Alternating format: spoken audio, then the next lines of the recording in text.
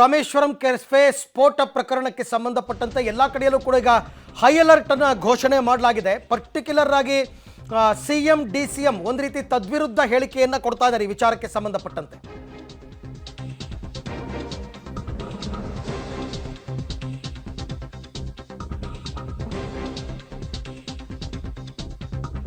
ಮುಖ್ಯಮಂತ್ರಿಗಳು ಮತ್ತು ಉಪಮುಖ್ಯಮಂತ್ರಿಗಳು ಸ್ಫೋಟ ಪ್ರಕರಣಕ್ಕೆ ಸಂಬಂಧಪಟ್ಟಂತೆ ತದ್ವಿರುದ್ಧ ಹೇಳಿಕೆಯನ್ನು ಕೊಡ್ತಾ ಇದ್ದಾರೆ.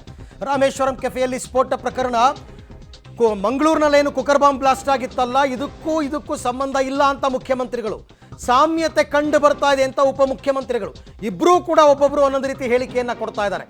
ಪೊಲೀಸರು ಸಾಮಾನ್ಯವಾಗಿ ಇಬ್ಬರಿಗೂ ಕೂಡ ಬ್ರೀಫಿಂಗ್ಸ್ ಮಾಡಿರ್ತಾರೆ, ಹೈಯರ್ ಆಫೀಸರ್ಸ್ಗಳೇ ಬಂದು ಬ್ರೀಫಿಂಗ್ ಮಾಡಿರ್ತಾರೆ. ಸಿದ್ದರಾಮಯ್ಯನವರು ಹೇಳ್ತಾರೆ ಮೈಸೂರಿನಲ್ಲಿ ಮಾತನಾಡಬೇಕಾದ್ರೆ ಇಲ್ಲ ಅದು ಕುಕ್ಕರ್ನಲ್ಲಿ ಮಾಡಿರ್ತಕ್ಕಂಥದ್ದು, ಇದಕ್ಕೂ ಸಂಬಂಧ ಇಲ್ಲ ಅಂತ. ಬಟ್ ಉಪಮುಖ್ಯಮಂತ್ರಿ ಡಿ ಕೆ ಶಿವಕುಮಾರ್ ಮಾತ್ರ ಹೌದು ಸಾಮ್ಯತೆಗಳು ಕಂಡು ಬರ್ತಾ ಇದೆ, ತನಿಖೆಯ ವಿಚಾರವನ್ನು ನಾವು ಯಾವುದನ್ನು ಕೂಡ ಮುಚ್ಚಿಡಲ್ಲ ಅಂತಕ್ಕಂಥ ಮಾತನ್ನು ಉಪಮುಖ್ಯಮಂತ್ರಿಗಳು ಆಡಿದ್ದಾರೆ. ಹಾಗಾದರೆ ಇಬ್ಬರಿಗೂ ಕೂಡ ಮಾಹಿತಿ ಬೇರೆ ಬೇರೆ ಬಂದಿದೆಯಾ? ಇಂಟೆಲಿಜೆನ್ಸ್ ಅವರು ಇಬ್ಬರಿಗೂ ಬೇರೆ ಬೇರೆ ರೀತಿ ಮಾಹಿತಿ ಕೊಟ್ಟಿದ್ದಾರಾ? ಇಬ್ಬರು ಕೂಡ ಬೇರೆ ಬೇರೆ ಹೇಳಿಕೆಯನ್ನು ಯಾಕೆ ಕೊಡ್ತಾ ಇದ್ದಾರೆ ಅಂತಕ್ಕಂಥ ಅನುಮಾನ.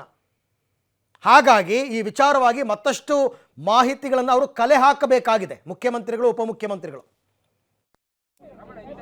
ಬ್ಲಾಸ್ಟ್ ಆಗಿರೋದು ನಿಜ.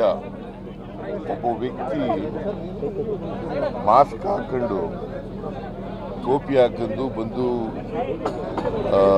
ಬಸ್ನಲ್ಲಿ ಬಂದಿದ್ದಾನೆ. ಬಸ್ನಲ್ಲಿ ಬಂದು ರವೆ ಇಡ್ಲಿ ತಗೊಂಡಿದ್ದಾನೆ ಒಂದು ಕೌಂಟರ್ನಲ್ಲಿ.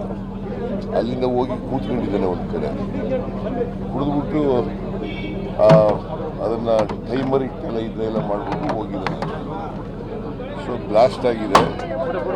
ಸುಮಾರು 9 ಜನರಿಗೆ ಗಾಯ ಆಗಿದೆ. ಯಾರೆಲ್ಲ ಪ್ರಾಣಾಪಾಯದಿಂದ ಪಾರಾಗಿಲ್ಲ. ಸೊ ನಾನು ನಮ್ಮ ಡೆಪ್ಟಿ ಚೀಫ್ ಮಿನಿಸ್ಟ್ರು ಮತ್ತು ಹೋಮ್ ಮಿನಿಸ್ಟ್ರು ಅವರೆಲ್ಲ ಹೋಗಿದ್ದಾರೆ. ನಾನು ಇವತ್ತು ಹೋಗ್ತೀನಿ, ಮತ್ತು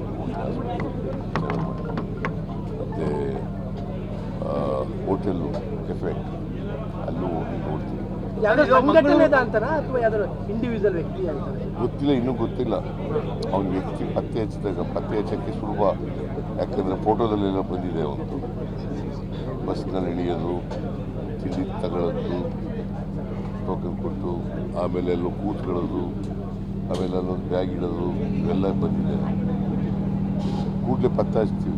ಸರ್, ಈಗ ಮಂಗಳೂರು ಕುಕ್ಕರ್ ಬಾಂಬ್ ಬ್ಲಾಸ್ಟ್ಗೂ ಇದಕ್ಕೂ ಸಾಮ್ಯತೆ ಇದೆ ಅನ್ನೋ ಒಂದು ಪ್ರಾಥಮಿಕ ವರದಿ ಬಂದಿದೆ ಅಂತ ಹೇಳಿದ್ರು. ಅದ್ರ ಬಗ್ಗೆ ಏನಾದ್ರು ಮಾಹಿತಿ ಸಿಗ್ತಾ? ಅದು ಕುಕ್ಕರ್ನಲ್ಲಿ ಮಾಡಿದ್ದದು, ಇದು ಬೇರೆ. ಬಟ್ ಇನ್ವೆಸ್ಟಿಗೇಷನ್ ನಡೀತಾ ಇದೆ ಸೀರಿಯಸ್ ಆಗಿ.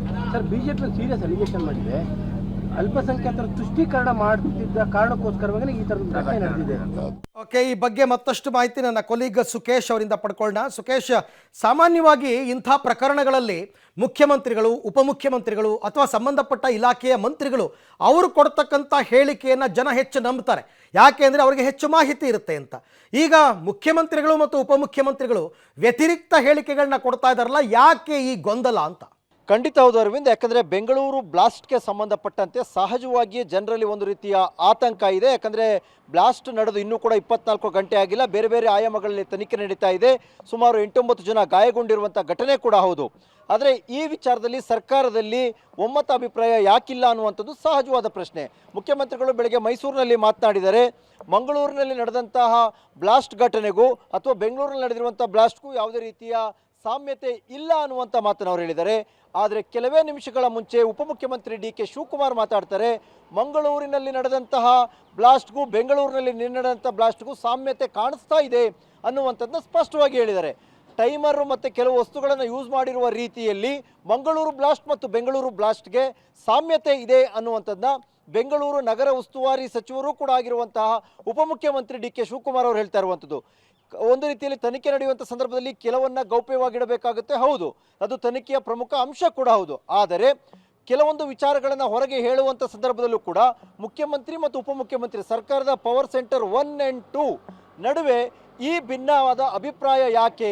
ಅಧಿಕಾರಿಗಳು ಎರಡೆರಡು ರೀತಿಯ ಇನ್ಪುಟ್ಸನ್ನು ಕೊಡ್ತಾರಾ ಅಥವಾ ಏನಾದರೂ ಹೈಡ್ ಮಾಡುವ ಪ್ರಯತ್ನವನ್ನೇನಾದರೂ ಸರ್ಕಾರ ಮಾಡ್ತಾ ಇದೆಯಾ ಅಥವಾ ತನಿಖೆಯ ದೃಷ್ಟಿಯಿಂದ ಈ ರೀತಿ ಡಿಫ್ರೆನ್ಸ್ ಆಗಿ ಒಪಿನಿಯನ್ ಇದ್ರೂ ಕೂಡ ಒಬ್ಬರು ಒಂದು ರೀತಿ ಇನ್ನೊಬ್ರು ಒಂದು ರೀತಿ ಹೇಳಿಕೆ ಕೊಟ್ರ ಯಾವಕ್ಕೆ ಅನ್ನುವಂಥ ಸಹಜವಾದ ಗೊಂದಲವನ್ನಂತೂ ಉಂಟು ಮಾಡುವಂತಹ ಹೇಳಿಕೆಗಳಿದು ಅನ್ನೋದ್ರಲ್ಲಿ ಯಾವುದೇ ಅನುಮಾನ ಇಲ್ಲ. Aravind. Okay Sukhesh, thank you ತಮ್ಮ ಎಲ್ಲ ಮಾಹಿತಿಗೋಸ್ಕರ ಧನ್ಯವಾದ. ನಾವು ಯಾಕೋಸ್ಕರ ನಾವೆಲ್ಲ ವಿಚಾರವನ್ನು ಜನರ ಮುಂದೆ ಇಟ್ಟಿದ್ದೀವಿ ದೃಶ್ಯ ಸಮೇತವಾಗಿ. ಆದರೂ ಮುಖ್ಯಮಂತ್ರಿಗಳು ಉಪಮುಖ್ಯಮಂತ್ರಿಗಳು ಮಾತಾಡಿದಾಗ ಅದಕ್ಕೆ ಹೆಚ್ಚು ಇಂಪಾರ್ಟೆನ್ಸ್ ಕೊಡ್ತೀವಿ. ಯಾಕೆ ಅಂದರೆ ನಮಗೆ ಗೊತ್ತಾಗದ ಕೆಲವು ವಿಚಾರಗಳನ್ನು ಹೈಯರ್ ಅಥಾರಿಟಿಯವರು ಇವ್ರುಗಳಿಗೆ ಕೊಟ್ಟಿರ್ತಾರೆ. ಹಾಗಾಗಿ ಇವರ ಬೈಟ್ ವೆರಿ ಇಂಪಾರ್ಟೆಂಟ್ ಅಂತ ಇವರುಗಳೇ ವ್ಯತಿರಿಕ್ತ ಹೇಳಿಕೆಗಳನ್ನು ಕೊಡ್ತಾ ಹೋದರೆ ಜನ ಗೊಂದಲಕ್ಕೊಳಗಾಗ್ತಾರೆ. ಬಹಳ ಮುಖ್ಯವಾದ ವಿಚಾರ ಇದು.